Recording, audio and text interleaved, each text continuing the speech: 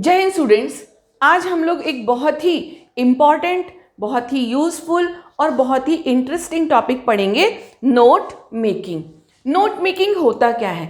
आप लोग सोचते होंगे कि नोट मेकिंग का मतलब तो एग्ज़ाम में एक राइटिंग सेक्शन का क्वेश्चन है। नहीं, नोट मेकिंग से आप अपनी स्टडी को और ज़्यादा इफ़ेक्टिव बना सकते हैं, इंटरेस्टिंग बना सकते हैं, अपना कॉन्फिडेंस लेवल बढ़ा सकते हैं और एग्ज़ाम में नोट मेकिंग के क्वेश्चन को बहुत इजीली अटेम्प्ट कर सकते हैं। कैसे?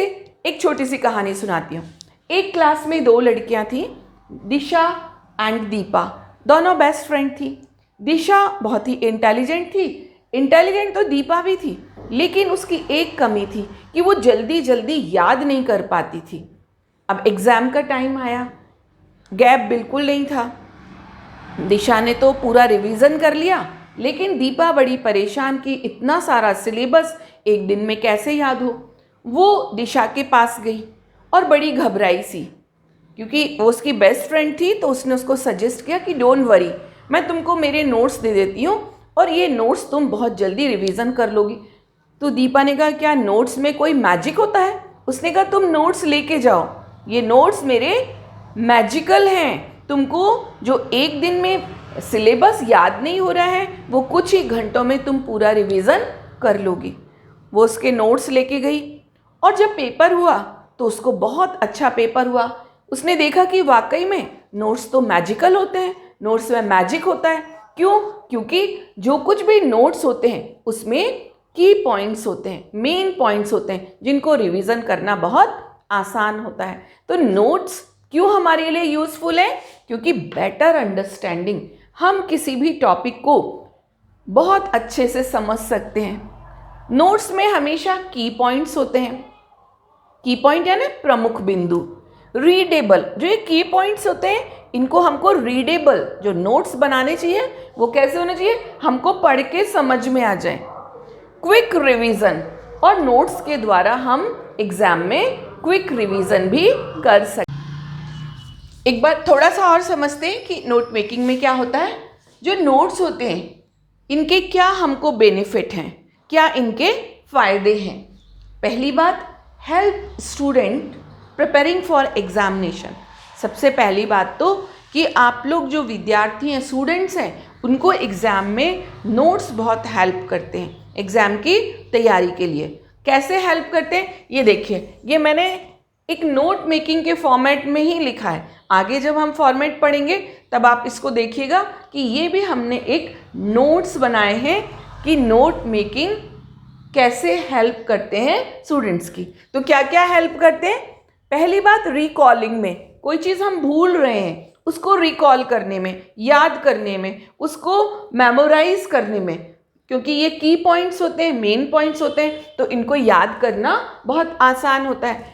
वही बात है, मेमोराइज करने में हेल्प करते हैं, रिकलेक्टिंग। तीनों बातें लगभग एक सी हैं। किसी भी जो की पॉइंट है, किसी भी लेसन के, किसी भी क्वेश्चन के आंसर के जो मेन पॉइंट्स हैं उनको रिकॉल करने में, उनको मेमोराइज करने में, उनको रिकॉल करने में, रिकलेक्ट करने में जो नोट्स हैं ये हेल्प करते हैं। कौन सी बातों को? Past events. जो पास्ट इवेंट्स हैं, पुरानी बातें हैं, या हमने पहले एग्ज़ाम के 2 महीने पहले पढ़ा, अब हम उनको याद करना चाहते हैं तो हम क्या करेंगे? नोट्स बना लेंगे। ऐसे पास्ट इवेंट्स जो सेड यानी कही गई हैं या सुनी गई हैं, वो यदि नोट्स की फॉर्म में होंगी तो उनको याद करना बहुत ही ईजी होगा। इसके अलावा नोट्स क्या करते हैं? रिफ्रेश और मेमोरी।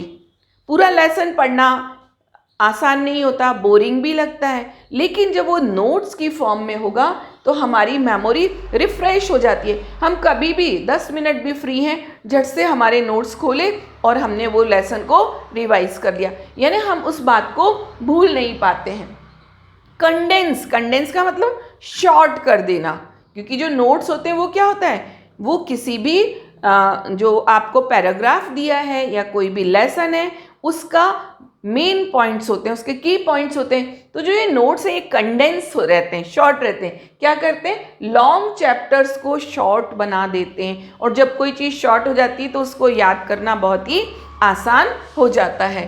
इसका मतलब ये हुआ कि ये जो नोट्स हैं ये स्टूडेंट्स को एग्ज़ाम में बहुत हेल्प करते हैं। क्यों? क्योंकि ये ब्रीफ होते हैं, क्लियर होते हैं और ऑर्गेनाइज होते हैं। ऑर्गेनाइज का मतलब व्यवस्थित। आपको ऐसा नहीं कि कुछ पॉइंट ढूंढना पड़े। जैसे हम यदि इन पॉइंट्स को देखें तो आप यदि नोट्स की हेल्प में जाएं तो आपको झट से ये पॉइंट मिल जाएंगे।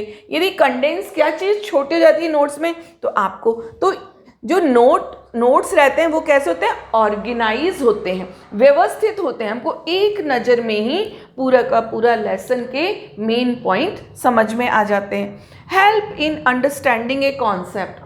जब हम नोट्स बनाते हैं तो क्या होता है, हम जो मेन पॉइंट हैं उनको नोट करते हैं। तो इससे जो कॉन्सेप्ट है, जो उसका मेन आइडिया है, सेंट्रल आइडिया है, वो भी हमको समझने में बहुत आसानी होती है। तो अब आप समझ गए होंगे कि नोट मेकिंग केवल एग्ज़ाम के लिए ही नहीं होती है। नोट मेकिंग हर काम के लिए, यदि आप कुकिंग कर रहे हैं तो इम्पॉर्टेंट स्टेप्स के नोट्स बना लीजिए। यदि आप ट्रैवल कर रहे हैं तो आपको क्या अपनी जो पैकिंग करनी है उसमें कहाँ पर क्या रखना है उसके भी हम नोट्स बना लेते हैं। यानी लेक्चर देना है, कोई ग्रुप डिस्कशन करना है, कोई स्पीच देनी है तो हम उसके भी नोट्स बना लें। उससे क्या होगा, वो जो की पॉइंट्स हैं वो हमेशा हमको मेमोराइज करने में सुविधा रहेगी। क्यों? क्योंकि वो बहुत शॉर्ट रहेंगे, ब्रीफ रहेंगे। हम कहीं पर भी जहाँ 2 मिनट का समय मिलेगा हम उनको आसानी से रिकॉल कर सकते हैं, मेमोराइज कर सकते हैं, रिकलेक्ट कर सकते हैं। तो आप इसको नोट कर लें ताकि आपको ये पता रहे कि नोट मेकिंग केवल एग्ज़ाम के लिए ही नहीं है। नोट मेकिंग तो ये ज़िंदगी की हर इम्पॉर्टेंट चीज़ के लिए नोट मेकिंग ज़रूरी है। और अब हम लोग सीखते हैं कि नोट्स को बनाने से पहले हमको क्या करना है। आपको एग्ज़ाम में एक पैसेज दिया है, अब उसकी नोट मेकिंग, उसके नोट्स बनाने हैं। नोट्स का मतलब ये तो समझ में आ गया कि की पॉइंट्स, जो मेन पॉइंट्स हैं उनको लेकर नोट मेकिंग की जाती है। तो यहाँ पर हम क्या पढ़ रहे हैं? Tips and tricks to avoid mistakes in making notes. एक तो टिप्स, कुछ खास पॉइंट्स, एंड ट्रिक्स, कुछ आपको आइडियाज़ दिए जा रहे हैं जिससे कि आप नोट मेकिंग में गलतियाँ ना करें। पहला, फर्स्ट जो हमको काम करना है, रीड द पैसेज केयरफुली। पूरे पैसेज को बहुत ही केयरफुली का मतलब सावधानी से पढ़ें। अटेंटिवली यानी हम उसके मेन पॉइंट्स को एकाग्रता पूर्वक, बिल्कुल ध्यान पूर्वक समझें। एंड इंटेंसिव का मतलब गहन, एक एक पॉइंट को हम समझें, एनालाइज करें कि ये पैराग्राफ किसके बारे में है। क्यों ऐसा क्यों करना है? To get information. हमको पैराग्राफ में इंफॉर्मेशन, जानकारी मिल जाए कि ये पूरा पैराग्राफ किस बात को लेकर लिखा गया है या हमारे क्वेश्चन पेपर में आया है। टू गेट मेन आइडिया, और उसका हमको मेन आइडिया भी पता चल जाए। मेन आइडिया से क्या होगा, हमको टाइटल में सुविधा मिल जाएगी, सब टाइटल में हमको पता चल जाएगा। तो पहला काम, read the whole passage carefully. आप कम से कम एग्ज़ाम में 2 बार आप टाइम डिवाइड कर लीजिए कि मुझको नोट मेकिंग में जो समय है वो इतना देना है।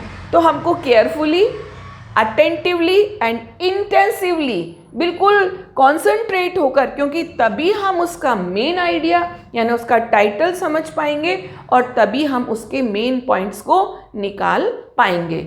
Second, underline the main points. जो मेन पॉइंट हैं उनको हाईलाइट करना है, लेकिन एग्जाम में नहीं करना है। आपको क्वेश्चन पेपर में कहीं पर भी कोई डॉट भी नहीं लगाना है। आप चाहें तो एक पेज पर रफली पॉइंट्स को याद कर लें कि हाँ, इन पॉइंट्स को हमको टॉपिक, उसका जो टाइटल है, उसका सब टाइटल है या मेन पॉइंट्स में इनको लेना है। तो दूसरी बात ये हो गई।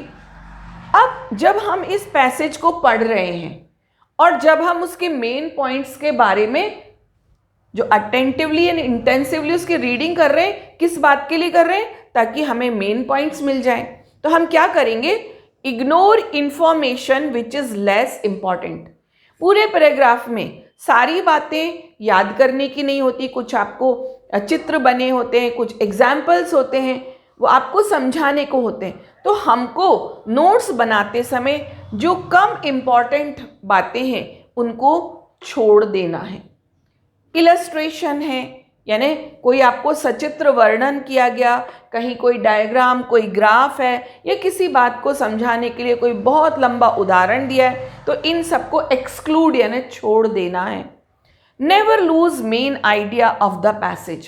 पूरे पैसेज को जब आप केयरफुली पढ़ें, अटेंटिवली पढ़ें एंड इंटेंसिवली, गहन रूप से पढ़ें, तो कभी भी उसके मेन आइडिया को ना छोड़ें। यदि वो डिसिप्लिन से शुरू हुआ है, डिसिप्लिन के बारे में है, तो आप उस डिसिप्लिन वर्ड को अपने दिमाग में रखते हुए उस पैसेज को पढ़ते जाएं। यानी जो उसका मेन आइडिया है, जो उसका सेंट्रल पॉइंट है, उसको हमको कभी भी अपने दिमाग से नहीं हटाना है। क्यों नहीं हटाना है? क्योंकि यही वर्ड, यही पॉइंट्स आपको रोड मैप का काम करेंगे। रोड मैप क्या कहलाता है? यदि हमको किसी के घर जाना है तो वो कहते हैं हाँ भाई यहाँ आगे जाके वो बाइफरकेट हो जाएगा, फिर एक वहाँ पे होर्डिंग लगा होगा या एक इस तरह का मकान बना होगा। तो ये क्या है? ये जो मेन पॉइंट्स हैं ये हमारी नोट मेकिंग के रोड मैप कहलाएंगे। यानी हमको नोट्स को कैसे बनाना है, इन मेन पॉइंट्स को कभी भी हमको नहीं छोड़ना है। हम डायग्राम छोड़ दें, हम लॉन्ग एक्सप्लेनेशन छोड़ दें, हम एग्जाम्पल्स छोड़ दें, लेकिन जो main idea of the passage है उसको हमको अपने दिमाग में हमेशा लेकर चलना है, ताकि हमको नोट्स बनाने में बहुत आसानी हो जाए। इस पूरे पॉइंट को आप नोट करें। ये हमने पहला स्टेप लिया कि हम जब पैसेज पढ़ें तो किस चीज़ के लिए पढ़ें, इन दो बातों को ध्यान रखते हुए। और जब हम उसके मेन पॉइंट्स निकालें तो मेन पॉइंट्स में हमको क्या करना है कि जो इन्फॉर्मेशन हमारे काम की नहीं है हम उसको छोड़ दें। जैसे चित्र हमारे काम की नहीं है, ग्राफ हमारे काम के नहीं है, एग्जाम्पल्स को हमको, क्योंकि नोट मेकिंग का मतलब क्या है कि वो ब्रीफ होने चाहिए, क्लियर होने चाहिए, कंडेंस होने चाहिए। तो ये चीज़ें हमको नोट्स में छोड़ देनी है। आप इनको नोट करें। इसके बाद में हम आगे के पॉइंट्स लेंगे कि एक अच्छे नोट्स प्रिपेयर करने के लिए हमको कौन से टिप्स एंड ट्रिक्स को यूज़ करना चाहिए। नोट मेकिंग में थोड़ा और बढ़ते हैं, tips and tricks to avoid mistakes in making notes. अब आया टाइटल। हमने पूरे पैसेज को बहुत ही अटेंटिवली, बहुत ही केयरफुली, बहुत ही इंटेंसिवली, यानी बहुत गहन रूप से उसको पढ़ लिया, उसका अच्छा अध्ययन कर लिया, और उसके जो मेन पॉइंट्स थे वो हमको समझ में आ गए। उसका सेंट्रल आइडिया, यानी जो जिस थीम को लेकर, जिस टॉपिक को लेकर वो पूरा पैराग्राफ चल रहा था, वो भी पढ़ते पढ़ते हमको समझ में आ गया। अब आया टाइटल। अब हमको नोट्स लिखना है। अभी पहले हम समझ लें, फिर मैं आपको इसका फॉर्मेट बताऊंगी। Title starting section of note making. Note making जहाँ से शुरू होती है उसमें सबसे ऊपर लिखा जाता है टाइटल, यानी शीर्षक, जिसको हेडिंग भी कहते हैं। टाइटल हमेशा शॉर्ट होना चाहिए और क्लियर होना चाहिए, यानी टाइटल को पढ़ते ही समझ में आ जाए कि सारा पैराग्राफ किसके बारे में है। Title must convey the central idea. आपको ऐसा वर्ड या ऐसा ग्रुप ऑफ वर्ड को सेलेक्ट करना है टाइटल के लिए जो कि उस पूरे पैराग्राफ का सेंट्रल आइडिया, पूरा का पूरा भाव क्या है, किसके बारे में लिखा गया है, क्यों लिखा गया है, ये बतला दे। तो ऐसा टाइटल होना चाहिए। इसके बाद में सब हेडिंग, क्योंकि आपका जो पैराग्राफ है वो आपका जो पूरा पैराग्राफ है वो अलग अलग सब टॉपिक्स को लेकर आगे बढ़ रहा है। अभी हम आगे एग्जाम्पल में इस बात को समझेंगे। तो जो सब हेडिंग है वो sub division of the main topic है, यानी जो मेन टॉपिक है, सपोज एक डिसिप्लिन के बारे में पूरा पैराग्राफ लिखा गया है, अनुशासन के बारे में। अब अनुशासन विद्यार्थियों में भी होता है, अनुशासन घर में भी होता है, अनुशासन खेल में भी होता है, अनुशासन परिवार में भी होता है, यानी जो डिसिप्लिन है वो अलग अलग फील्ड में होता है। तो जो ओवरऑल उसका हम टाइटल क्या करेंगे, डिसिप्लिन। लेकिन सब हेडिंग, सपोज पहले पैराग्राफ में स्टूडेंट में कैसे डिसिप्लिन होना चाहिए इसके बारे में दिया गया है, तो हम उसका जो सब हेडिंग है वो क्या हो जाएगा, उसका अलग हो जाएगा, डिसिप्लिन इन स्टूडेंट लाइफ ऐसा करके उसका हम सब हेडिंग देंगे। और सब हेडिंग कैसा होता है? Of the main topic. ये भी मेन टॉपिक से ही रिलेटेड होता है, लेकिन जो सब हेडिंग है वो भी शॉर्ट होना चाहिए। ऐसा नहीं कि आप आधी लाइन भर के उसका उप शीर्षक जिसको कहते हैं वो कर दें। सब हेडिंग के बाद में उस पैराग्राफ में कौन से खास बिंदुओं पर चर्चा की गई है, that is the most important point, कि अब हमको सब पॉइंट निकालने। सब हेडिंग, इसके बाद में हम आए सब पॉइंट पर, यानी उसके प्रमुख बिंदु। पॉइंट का मतलब बिंदु। यहाँ पर हमको सेंटेंस नहीं लिखना है, आप समझिए। पॉइंट्स हैं तो पॉइंट्स ही लिखना है। कुछ ऐसे होंगे कि इन पॉइंट्स के भी पॉइंट्स होंगे, तो वो हम किस में लिखेंगे? सब पॉइंट में। ये कैसे होने चाहिए? ब्रीफ होने चाहिए। ब्रीफ का मतलब शॉर्ट, क्लियर, साफ साफ समझ में आना चाहिए। Points must be short. जो ये पॉइंट्स हैं, अब हमने सब हेडिंग भी ले लिया, एक पैराग्राफ का हेडिंग निकाल लिया। अब उस पूरे पैराग्राफ के हमको मुख्य बिंदु लेने हैं। तो ये बिंदु कैसे होने चाहिए? शॉर्ट होने चाहिए। Do not use full sentence. पूरा वाक्य कभी नहीं लिखना। यदि हम पूरा वाक्य ही याद कर लें तो फिर नोट मेकिंग काहे की?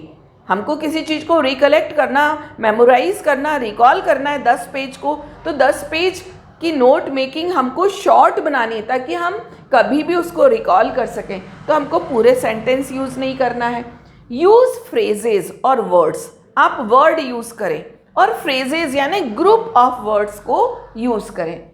Omit helping verb. Helping verb को छोड़ दें, कनेक्टर्स को भी छोड़ दें। थोड़ा स्लाइड को, इस वीडियो को बैक करें। जब मैंने आपको अभी नोट मेकिंग क्या होती है तो क्या बताया था कि नोट मेकिंग क्या हेल्प करता है? रिकॉल करने में, रिकलेक्ट करने में, मेमोराइज करने में। आपने देखा वहाँ फुल सेंटेंस नहीं थे, वहाँ वर्ड से हेल्प, उसके बाद में recall, recollect, memorise and so on. तो वहाँ पर वर्ड्स थे, वहाँ पर पूरा का पूरा सेंटेंस नहीं था, क्योंकि ये तो हम जानते हैं कि हेल्प, तो नोट मेकिंग से क्या क्या हेल्प मिल जाती है। तो हमको केवल जो पॉइंट्स हैं must be short, full sentence नहीं लिखना है, उनके हेल्पिंग वर्ब को भी छोड़ देना है, उनके कनेक्टर्स को भी छोड़ देना है।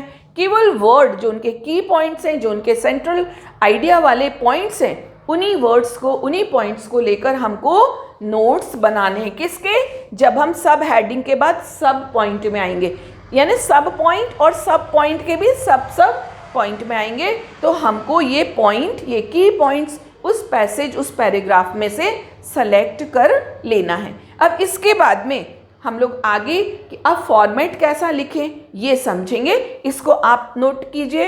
अभी मैंने इसको पॉज किया हुआ है, स्क्रीनशॉट ले लें या नोट कर लें इसको।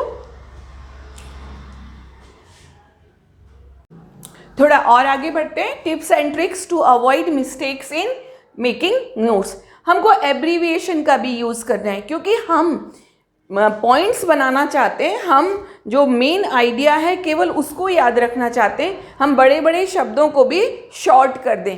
अब एब्रीविएशन क्या कहलाते हैं? Short form. जैसे आप लोग अपनी डे टू डे लाइफ में SBI है, स्टेट बैंक ऑफ इंडिया है, फिर आपके स्कूल का नाम है हायर सेकेंडरी, तो HSS लिखा रहता है। तो ये क्या कहलाती है? शॉर्ट फॉर्म्स, जिनको कहते हैं एब्रीविएशंस। अब इसको कैसे कैसे बना सकते हैं ये तो आप प्रैक्टिस से हो जाएगा कि कुछ वर्ड में वॉल निकाल दें। वाउल जो वर्ड है उनको, जैसे रीडिंग है RDNG, हमने EAI निकाल दिया। बुक्स में से O निकाल दिया। शॉपिंग में O और I निकाल दिया। हम इस तरीके से एब्रीविएशन को बना सकते हैं। कुछ वर्ड ऐसे होते हैं जिनमें कि शुरू के कुछ शब्द लेकर एब्रीविएट कर देते हैं उनको। कैसे? कंस्ट्रक्शन है तो CONST। एब्रीविएशन को भी ABBR करके लिखा रहता है। इंफॉर्मेशन को बहुत कॉमन है, इन्फो लिखा रहता है। कुछ वर्ड ऐसे होते हैं जिनमें कि फर्स्ट और लास्ट लेटर लिखा रहता है। Most common doctor, junior, senior, teacher, mister, Mrs, ऐसे वर्ड्स हैं। और टाइम एंड डेट्स को भी हम एब्रीवेटेड फॉर्म में AM, anti meridian, post meridian. फिर मंथ है, जनवरी को जैन, फेब, मार्च को MAR, अप्रैल को APR, ऐसा लिख सकते हैं। और डेज हैं मंडे, ट्यूसडे, थर्सडे, तो इनकी भी शॉर्ट फॉर्म ये आप अपना हिसाब से उसको नोट कर सकते हैं। एब्रीविएशन क्यों? ताकि हम बड़े बड़े शब्दों को बार बार लिखेंगे तो वो वहाँ पर हमको बार बार उन्हीं शब्दों को रिकॉल करना पड़ेगा, इसलिए हम उनकी शॉर्ट फॉर्म को लिखेंगे। जब हमारी नोट मेकिंग हो जाएगी तो लास्ट में हमको की टू एब्रीविएशन, यानी जो हमने एब्रीविएशंस बनाए हैं वो लिखने पड़ेंगे कि हमने किस वर्ड को शॉर्ट किया है, ताकि जो आपका कॉपी चेक कर रहे हैं टीचर, उनको पता हो कि आपने इनको शॉर्ट फॉर्म किया है। इसके बाद में जो मोस्ट इम्पॉर्टेंट है कि पूरा का पूरा नोट मेकिंग एक लॉजिकल सीक्वेंस में होना चाहिए, एक क्रम में होना चाहिए, उसी को हम फॉर्मेट कहते हैं। तो इसके बाद में अब हम देखेंगे कि एक नोट मेकिंग का फॉर्मेट कैसा होता है। हमको उसी के आधार पर अपने पॉइंट्स को सेट करना है। इंग्लिश में इसको कहते हैं इंडेंटिंग, यानी एक लॉजिकल सीक्वेंस में अपने जो हमारे पॉइंट्स हैं उनको एक ऑर्डर में सेट करना। इसको आप नोट करें। इसके बाद में हम पढ़ेंगे नोट मेकिंग का format. Format of note making, most important part of making notes. सबसे पहले ये मान लीजिए आपका ये पूरा पेज है, ये यहाँ पे मार्जिन यानी हाशिया है, तो हमको ये जगह छोड़ देनी है। और जो मैंने आपको बताया था, एक लॉजिकल सीक्वेंस में एक निश्चित क्रम में हमको पॉइंट्स को लिखना है, क्योंकि ये हम जान चुके हैं कि जो पॉइंट्स शुड बी क्लियर और वो एकदम से समझ में आ जाना चाहिए। तो जब हम उनको एक सीक्वेंस में लिखेंगे तभी हमारे नोट्स हमको क्लियर दिखाई देंगे। सबसे पहले हम टाइटल, ये जान चुके हैं कि टाइटल कैसा होना चाहिए, शॉर्ट होना चाहिए और पूरे पैसेज का सेंट्रल आइडिया होना चाहिए। तो हम उसको बीचों बीच में लिखेंगे टाइटल। टाइटल के बाद में हमारा जो पूरा पैसेज है वो कितने पैराग्राफ में डिवाइड हुआ है और वो पैराग्राफ एक अलग अलग थीम को लेकर चल रहे हैं, यानी इस टाइटल के भी एक अलग अलग, जैसे मैंने आपको डिसिप्लिन बताया था कि मान लीजिए फर्स्ट पैराग्राफ स्कूल में स्टूडेंट्स के डिसिप्लिन की बात कर रहा है, तो अब हम फर्स्ट पैराग्राफ का सब हेडिंग लिखेंगे। अब सब हेडिंग कहाँ लिखेंगे, ये हमारा मार्जिन है। मार्जिन से आपको ये जो आपका गैप है ये हर सब हेडिंग में बराबर होना चाहिए, यही कहलाता है इंडेंटिंग।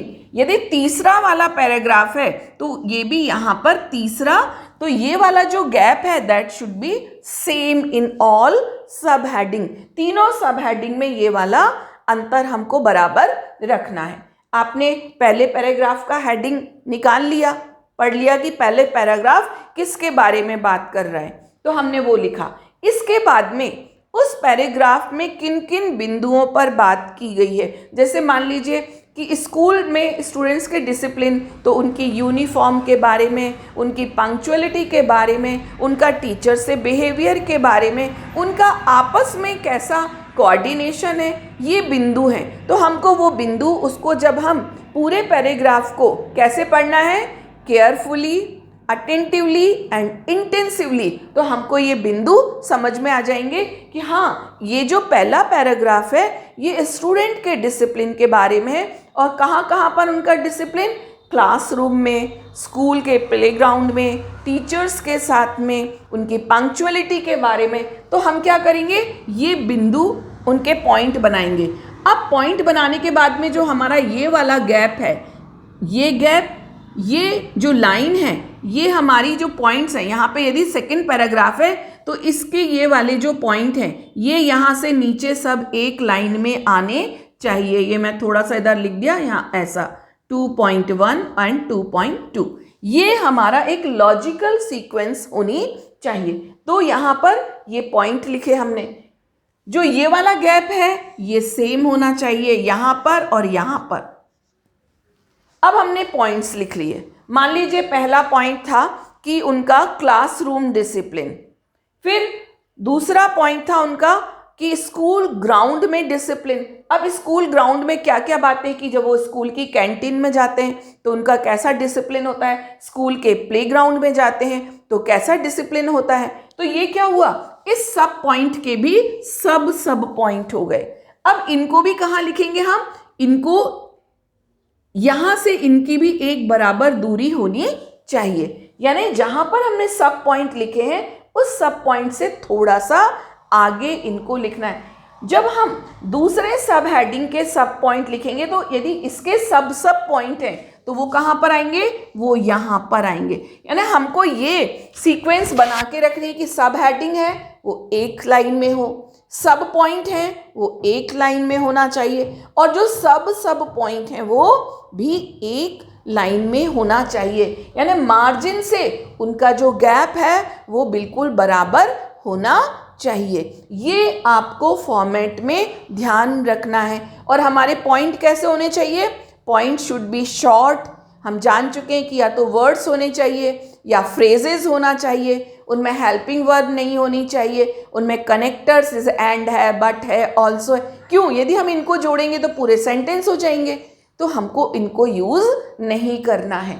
जब हमारे नोट्स बन जाएं तो लास्ट में हमने जो वर्ड्स को एब्रीविएटेड फॉर्म यूज़ की है, नोट्स के नीचे हम की टू एब्रीविएशन लिख देंगे। आप इसको नोट करें। इसके बाद में 2 पैराग्राफ पर मैं आपको नोट मेकिंग की प्रैक्टिस कराऊंगी। पहला पैराग्राफ है जिसको आप ऑडियो फॉर्म में सुनेंगे और उसको बार बार पढ़िए, ताकि जब मैं उसके नोट्स प्रिपेयर कराऊं तो आपको भी वो पॉइंट बिल्कुल क्लियर हो जाएं। तो इसको नोट करें और हम लोग अब एक पैराग्राफ पर प्रैक्टिस करेंगे और उसके नोट्स को बनाएंगे।